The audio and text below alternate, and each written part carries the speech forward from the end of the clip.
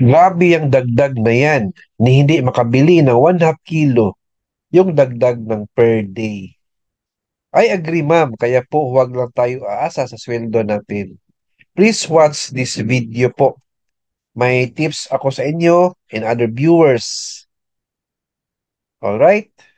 Ito na po. Opo, ma'am. Masyadong maliit yung salary increase natin at salary differential. So, talaga po na hindi tayo aasa dyan. Kasi may tax deduction pa and other deductions, right? Focus on passive income, ma'am, not active income. Ayan po. Personally po, ang ginagawa ko ngayon is 1 to 5, then 6 to 7. So, number 1, commercial space for rent. Passive income po yan, ma'am. Ako po ay may 3 slots na commercial space for rent.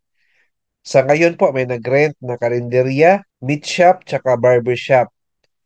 Number 2, tables and chairs rental and party needs.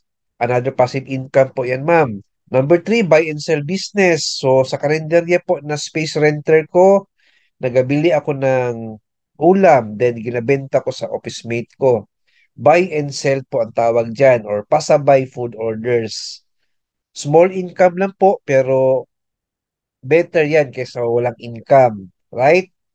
So number 4, sports business. Meron akong konting chess club, tsaka billiards po. Another passive income po yan, ma'am. Content creation. Ito po yung ginagawa ko ngayon. YouTube channel.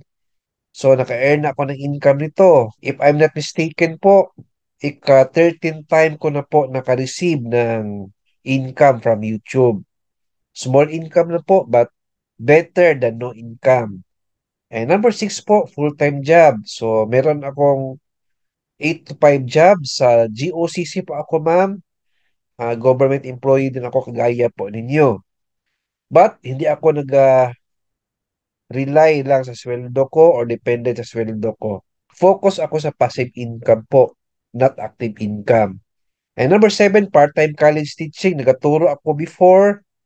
Ngayon, stop muna kasi focus ako sa 1 to 5. Ayan po, ma'am. Kung kaya niyo po, gawin ito, gawin niyo na po.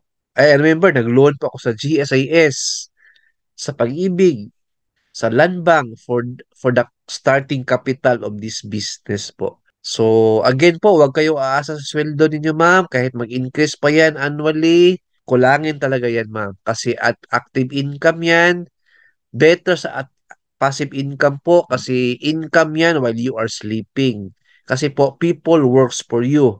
Ayan po. So, points to ponder, ma'am. Please like, share this video, and subscribe my YouTube channel. Thank you, God bless, and 2 thumbs up.